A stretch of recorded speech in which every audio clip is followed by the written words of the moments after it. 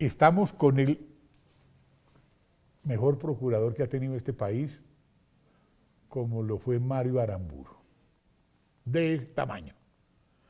Gústele a quien le guste, el doctor Alejandro Ordóñez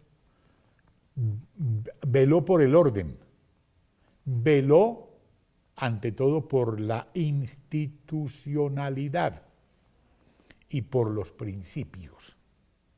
Y aquí está. Y es lo que necesita este país. Orden dentro de todas las instituciones. Porque en Colombia, para que haya paz, tiene que haber justicia. ¿Hay justicia en Colombia, querido señor procurador? Mire, si hay hay un aspecto que afecta cada vez más a la institucionalidad, a la credibilidad de la institucionalidad, es la inexistencia de justicia o la falta de justicia. La justicia ha llegado a unos términos muy preocupantes de falta de credibilidad. Está en el mismo nivel que los partidos políticos y el mismo nivel que el Congreso. La gente percibe varias cosas. Primero, una justicia ineficiente. Segundo, una justicia que no decide, que no falla, una congestión y una morosidad en sus decisiones. Tercero, una justicia donde hay corrupción. Son permanentemente las versiones, incluso las denuncias por materia de corrupción, jueces corruptos y decisiones de tribunales y de altas cortes que le hacen perder credibilidad a la justicia. Una justicia politizada, una justicia igualmente ideologizada, una justicia que ha perdido la independencia frente al gobierno. Como bien se dice con algo de jocosidad, las cortes cada vez más parecen cortesanas que cortes con una voluntad y una decisión y una independencia donde se garantizan los derechos de los ciudadanos y se respete el ordenamiento jurídico. Hay cosas y hay aspectos y lunares de nuestra institucionalidad que cada vez más las deslegitiman, y uno de ellos es la justicia. Creo que en ello hay casi que un criterio cada vez más homogéneo y cada vez más unánime. Dije una justicia politizada y una justicia ideologizada. Muchas decisiones, no tengo por qué detenerme, pero el país las conoce.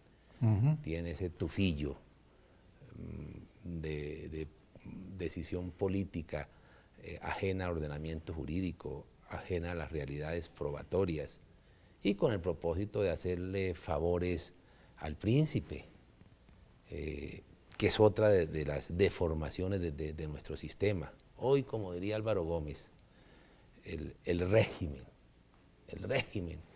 cada vez más desconoce los derechos de los ciudadanos, cada vez más deslegitima nuestro ordenamiento jurídico y nuestro ordenamiento político. El daño que le ha hecho Juan Manuel Santos a la institucionalidad no tiene parangón, no tiene límites.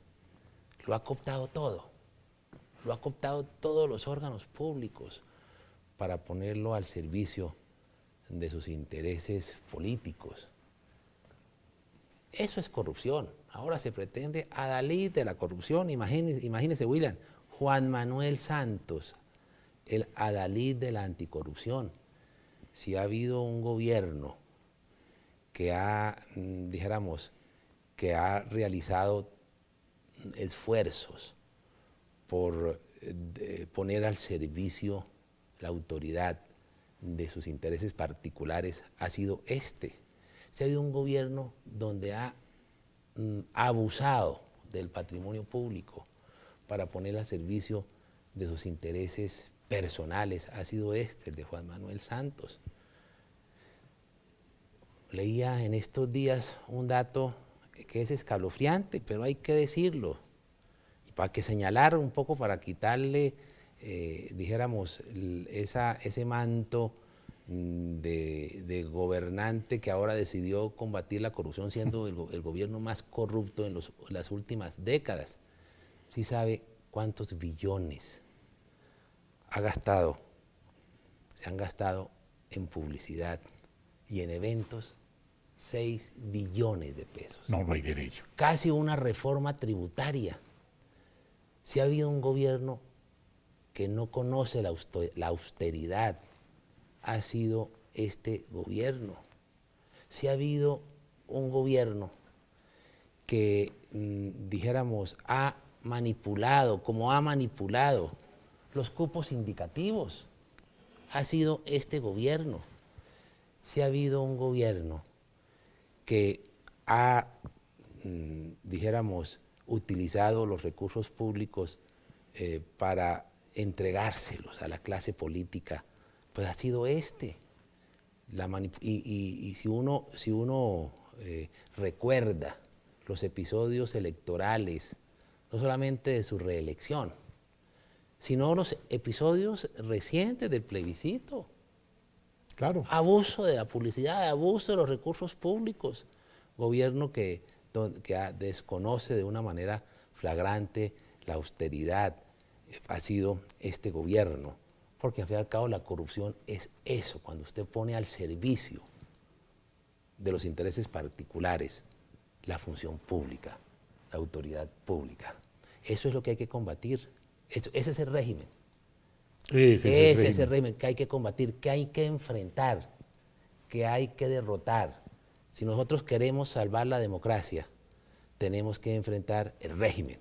Aquí hay muchos que se les ha dado por hablar de anticorrupción, muchos políticos encabezados por el gobierno. Ellos están muy bien articulados porque quieren que no se vuelva a discutir los temas del Acuerdo de La Habana, que no se quiera volver a discutir temas como la crisis de la salud, la ausencia de salud, todos los obstáculos que los colombianos tenemos para acceder a la salud, porque no quieren que se hablen de los temas de la inseguridad ciudadana, porque no quieren que se hable del disparo exponencial de la microdelincuencia, porque no quiere que se hable de la relación entre la microdelincuencia y las 200.000 hectáreas de coca que hoy tenemos gracias a los acuerdos de La Habana y gracias a la claudicación del gobierno, porque no quieren que se hablen de esos temas, de los temas esenciales y sustanciales del país. Entonces, que el problema de Colombia es la corrupción, desde luego que es la corrupción,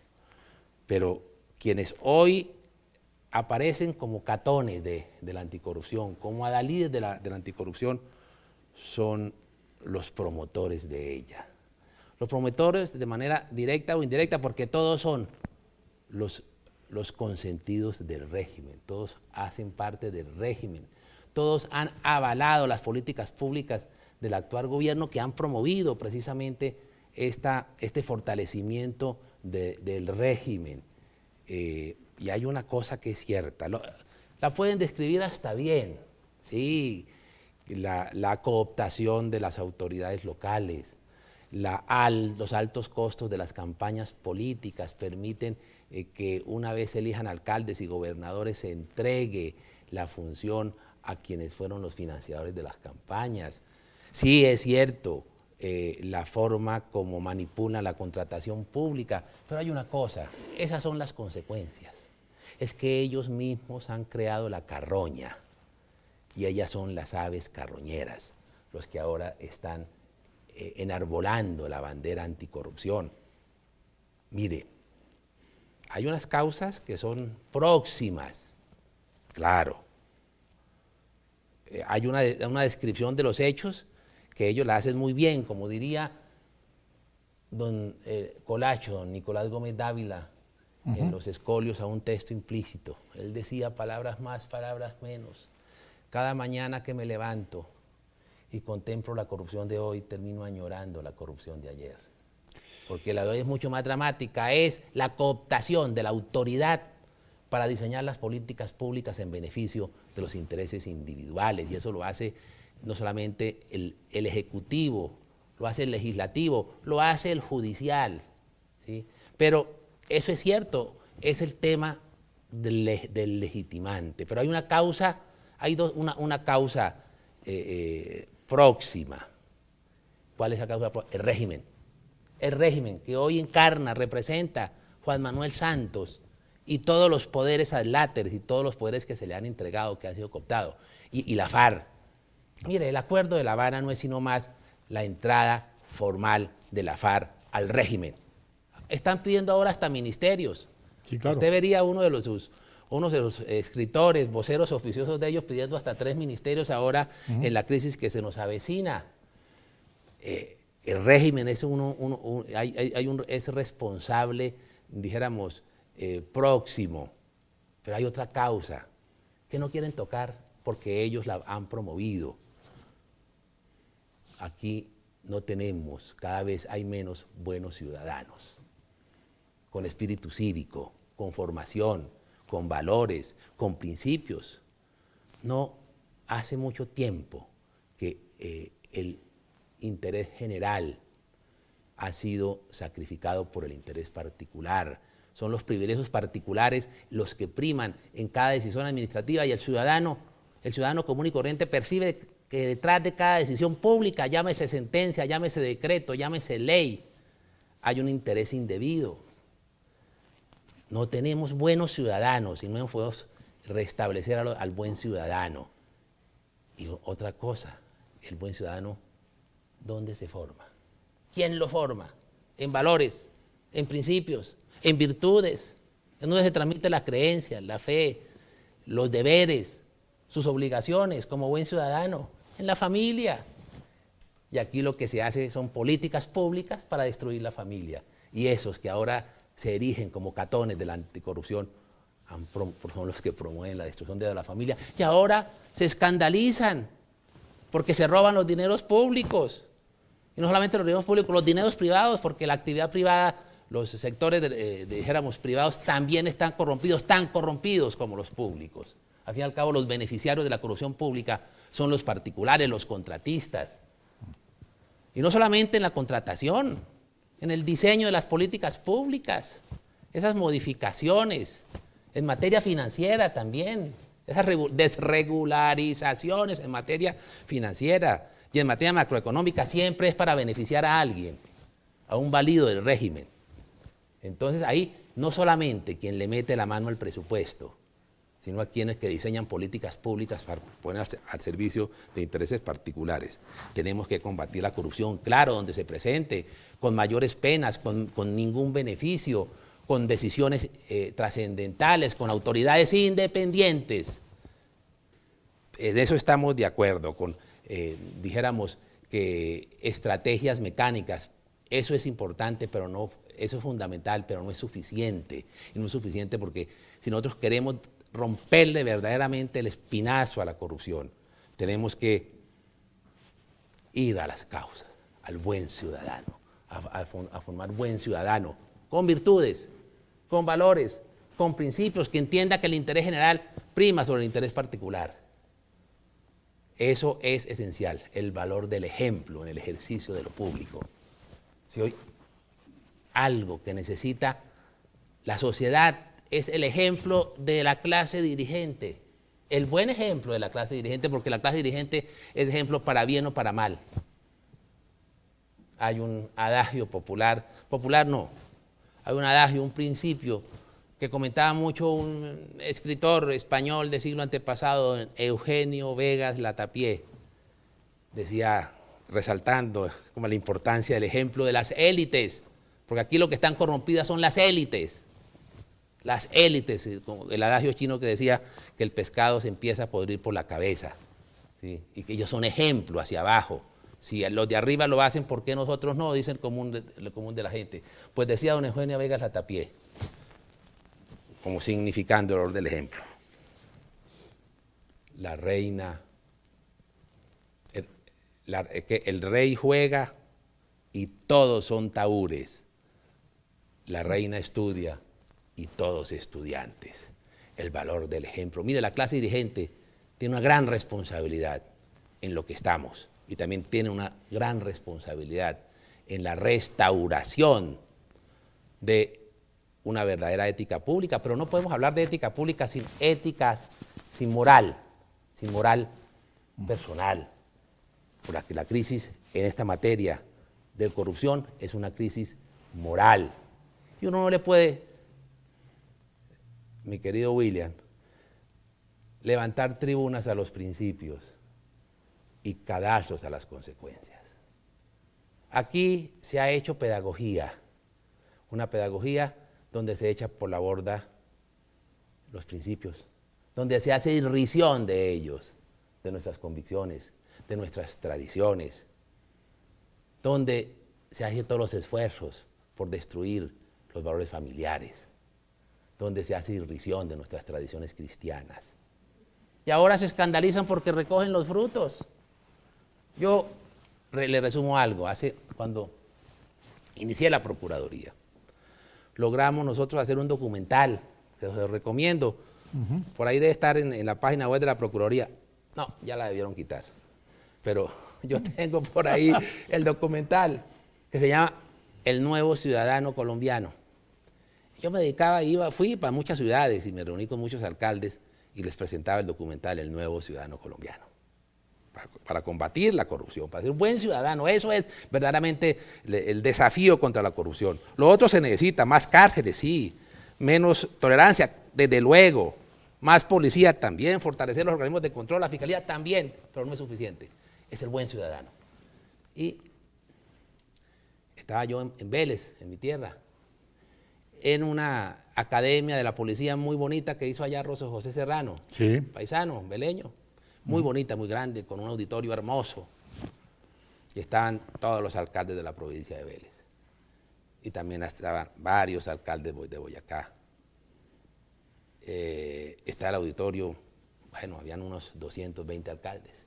Yo les presenté el Nuevo Ciudadano y lo expliqué con mucha, dijéramos, emoción, mucha convicción, tratando de transmitirla.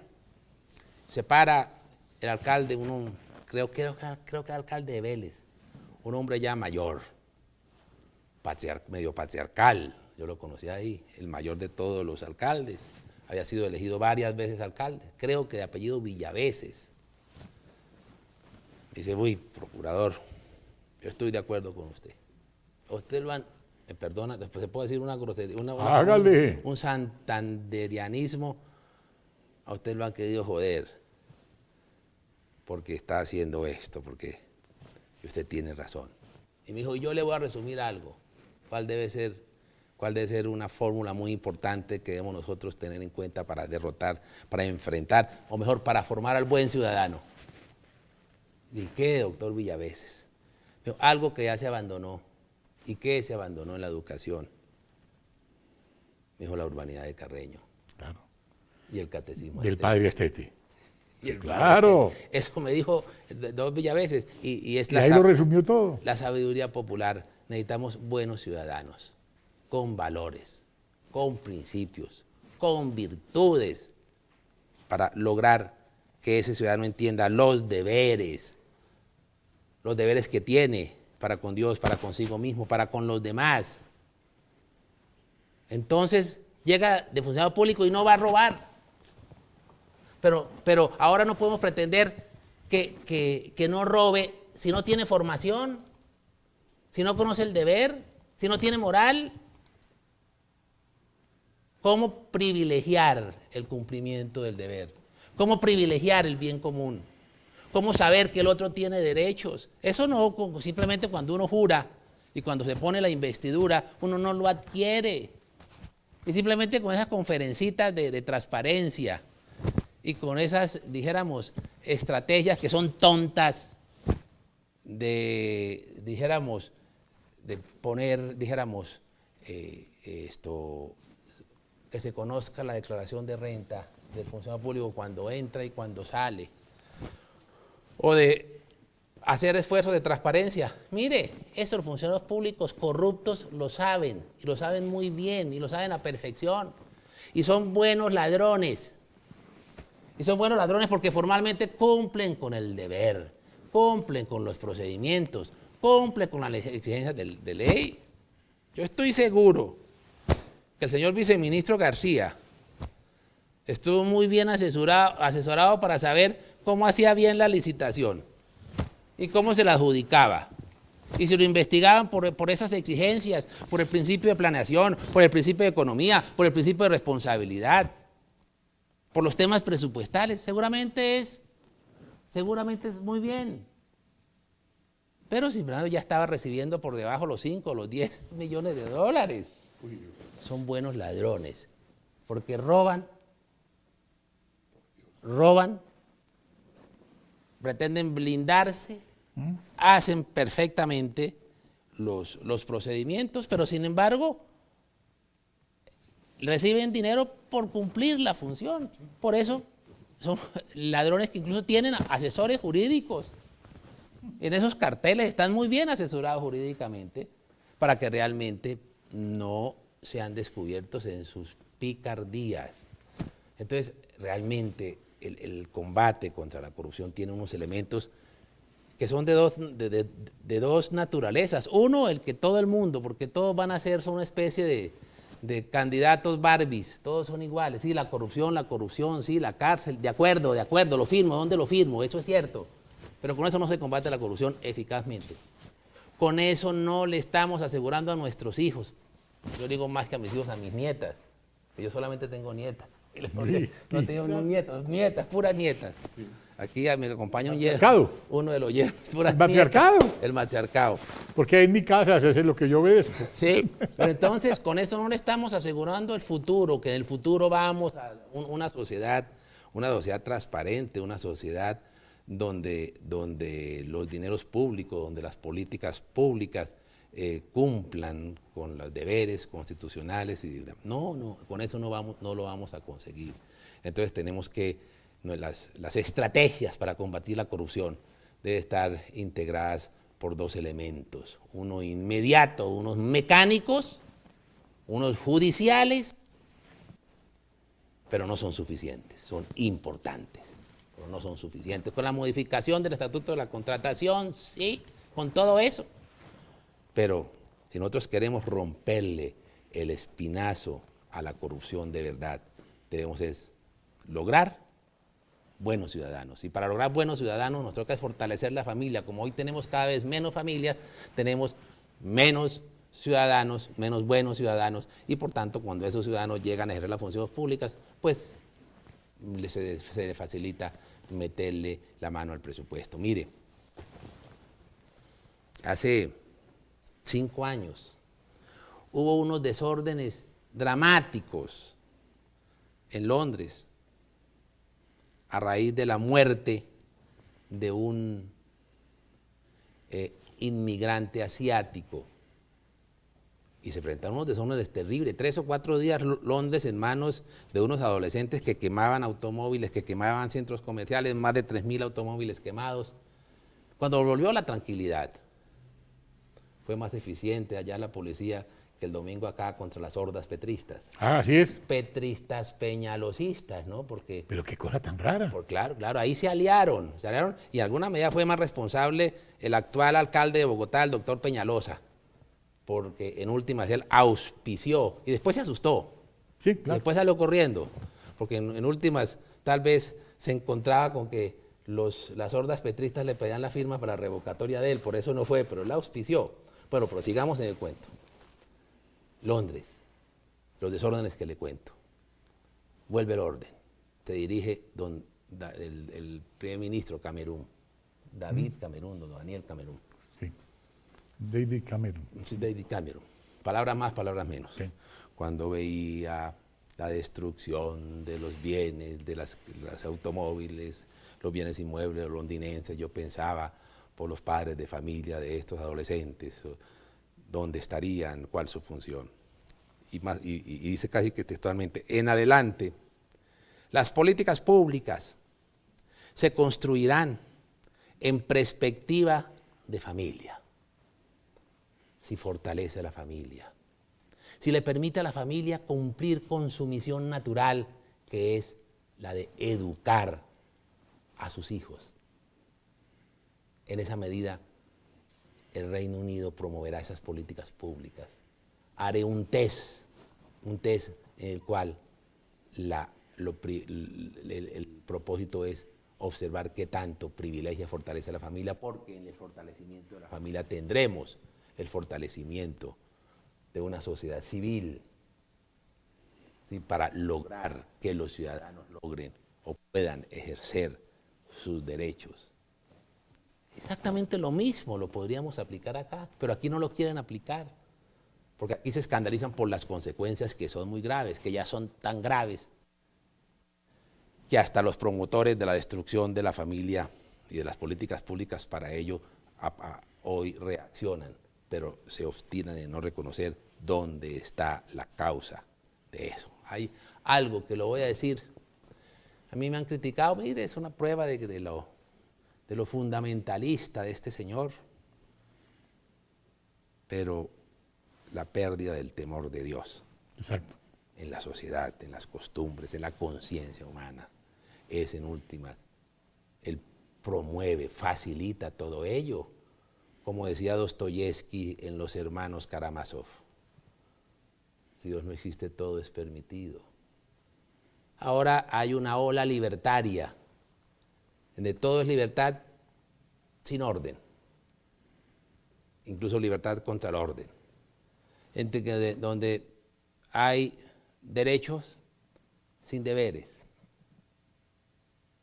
Y eso genera lo que hoy estamos nosotros soportando y lo que hoy estamos sufriendo, la amenaza de la civilidad y la puesta en entredicho de todas y la institucionalidad, porque hoy el ciudadano está cada vez más, dijéramos, temeroso de esa institucionalidad. Hoy el ciudadano le tiene miedo al delincuente. Hoy el ciudadano le tiene miedo a la calle. Sí. Y el delincuente no le tiene miedo a la autoridad. Y precisamente en la medida que eso se agudiza, pues cada vez lo que está comprometido son los derechos de los ciudadanos. Donde haya más inseguridad hay menos derechos. Donde hay más impunidad hay menos derechos. Un policía coge a un raponero o a alguien que le pegó 3 puñaladas a un joven o a una señora por robarle un celular, coge a ese delincuente y se lo entrega a la policía, y la policía se lo entrega a la fiscalía, y a las 48 horas este joven está fuera. Y está fuera en el mismo lugar donde cometió el delito, desafiando al padre de familia, desafiando a la policía. Entonces, los ciudadanos le tenemos miedo al delincuente, y el delincuente no le tiene miedo a la autoridad, y nosotros necesitamos que el delincuente le tenga miedo a la autoridad, que el delincuente sepa que si delinque, eso va a tener consecuencias. Pero desde luego, hoy el Estado hace la pedagogía contraria, y dijéramos que establece cómo las empresas criminales es una forma legítima de hacer política, con la capacidad incluso de rediseñar nuestra institucionalidad. Porque Serpillo paga. Porque Serpillo paga. Eso es, en últimas, los frutos y las consecuencias de Claro, lo que estamos viendo. Por eso mañana de pronto tendremos a Garavito manejando el Instituto Claro. de Bienestar Familiar, tendremos a Timochenko de presidente, Garavito pues el violador de niños, ¿no? Manejando el Instituto Colombiano de Bienestar Familiar, porque aquí las cosas se han hecho al revés, y porque el que está hablando de corrupción es el sátrapa de turno. Claro, así es. Para que Mire, hablemos claro. claro, si ha habido aquí un gobernante siniestro es él. Sí. Mire, ¿y qué ejemplo le damos a las nuevas generaciones? Cuando el presidente de la República, ese que está hablando de la lucha contra la corrupción, se roba los resultados del 2 de octubre. La soberanía, se roba la soberanía. De la del forma pueblo. como lo hizo, de la forma como lo hizo, fue el desconocimiento de la voluntad mayoritaria de los colombianos.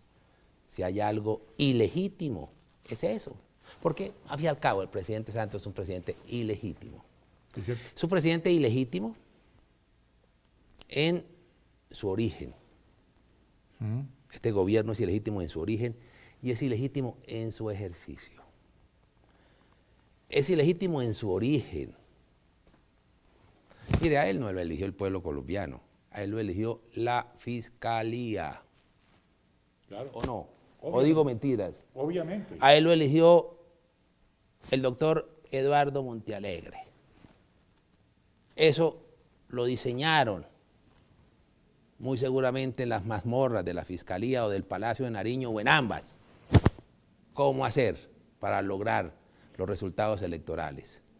Y se cranearon lo del hacker, ¿sí? Para lograr impactar los resultados electorales. Y los impactaron. Entonces, es ilegítimo en su origen. Y lo saben, desde luego que eso judicialmente nunca se va a lograr definir, ni se va a aprobar, ni más faltaba. Pero los colombianos sabemos que es así. Todo el colombiano. Es ilegítimo en su origen y es ilegítimo en su ejercicio.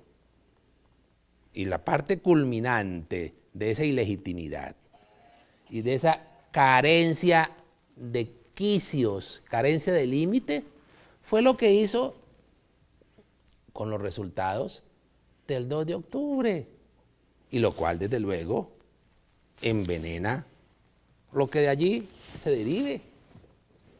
No nos digamos mentiras. ¿Eso qué es? Eso es corrupción. Eso es corrupción. Y en eso estamos. Y en eso estamos. Y eso envenena más y deslegitima aún más, pues, toda esta pretendida institucionalidad que están construyendo a partir del tema de la refrendación por un Congreso que fue derrotado el 2 de octubre. Por eso es el régimen. Eso es lo que está haciendo el régimen en materia de corrupción, en materia de recursos públicos, en materia de la cooptación a todos los organismos, dijéramos, del Estado, a los organismos judiciales, a ese régimen de complicidades. Todo eso ilegitima aún más el régimen. Por eso lo que hay que enfrentar es el régimen. El legado de Álvaro Gómez, Así es. dijéramos, hoy en día es más claro. Hoy en día es más evidente que hace 30 años él nos señaló la ruta. Hay que tumbar al régimen, hay que derrotar al régimen, hay que romper con ese discurso políticamente correcto. Tenemos que tener un discurso políticamente incorrecto, porque hay que desafiar el régimen con todo lo que eso implica en lo público y en lo privado. Porque, dijéramos, si nosotros queremos seguir teniendo algo de civilidad y queremos rescatar nuestro sistema jurídico y político que han secuestrado, pues no tenemos alternativa diferente que enfrentar al régimen, a ese régimen de complicidades que vincula a muchos organismos, tanto de lo público como de lo privado. Yo le voy a decir una cosa. No le pregunto nada porque usted lo ha dicho todo. Sería abusar de su bondad, salirme de eso tan grande que usted le ha dicho a los colombianos y a las gentes de todo el mundo, porque esto lo ven en YouTube, en Australia, en Estados Unidos, en Argentina, en cualquier parte del mundo lo van a ver o lo están viendo, porque lo que usted ha dicho es lo que piensa realmente el pueblo, lo que lleva guardado el pueblo colombiano. Y se lo agradezco, que lo haya dicho con tanta claridad, que nos haya dado este mensaje. Me dejó con las manos cruzadas, me hizo tragar la lengua, no hablé una palabra, porque ante el vigor de lo que usted ha dicho, uno tiene que guardar ante todo silencio y escuchar al maestro que nos ha dado esta gran lección. Doctor Alejandro Ordóñez, no le voy a preguntar por convenciones ni por consultas, porque usted está yendo cosas muy serias. Esa mecánica ya la gente la desprecia, porque, como lo decía Federico Engels, los políticos como los partidos están llamados a desaparecer por las circunstancias creadas por ellos mismos. Aquí se acabaron los partidos y los cambiaron por agencias de contratación. A eso hemos llegado. Y la justicia pues está acabada. Y si no hay justicia no hay paz. Doctor Alejandro Ordóñez Maldonado, usted le habló al país con franqueza desde esta barbería. No tengo nada para decir, sinceramente, que el pueblo colombiano y que el mundo lo escuche, porque esto sí es una carga de profundidad que necesitábamos escuchar. Aquí usted no ha venido a hacernos promesas, a hablarnos de carreteras, ni de cuentos que no van al caso. Le agradezco infinitamente